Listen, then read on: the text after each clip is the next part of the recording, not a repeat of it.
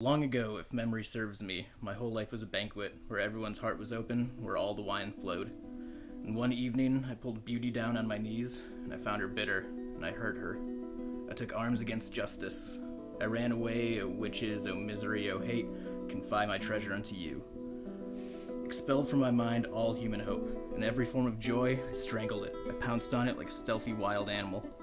Called to my executioners, and I bit the ends of their rifle. As I died, I called to all the plagues to stifle me, filled with sand and blood. Disaster was my god. I stretched out in the mud, and I drained myself in criminal air. I played tricks on insanity.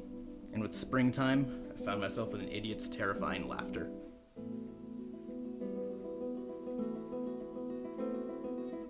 I was at the University of Illinois.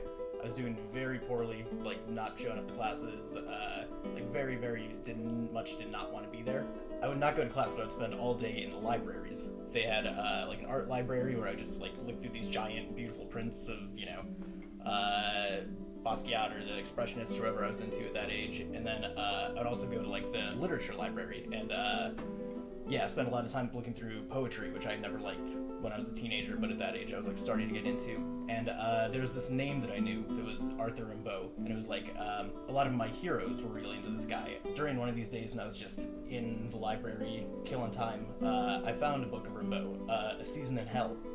And I read it, and it was just instantly a bomb exploded in my head, and there was this just explosion of color and light, and it was from somebody who was my age and just as discontented and angry as I was. And it's amazing. It's Rimbaud was very, very escapist, and he was all about destroying his perception of reality and seeing things in a new light, but in a way that sort of shines a light on what is real when you sort of distort things in society that you think are kind of bogus or bullshit, but they're built up around you and you sort of get at the core.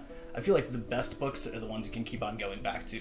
If you can read a book once or watch a movie once and you understand it, it's what's the point of even looking at it for the first time? The art that I like is stuff that lingers with you and that you have to sit and think about and figure it out. And it should change as you change.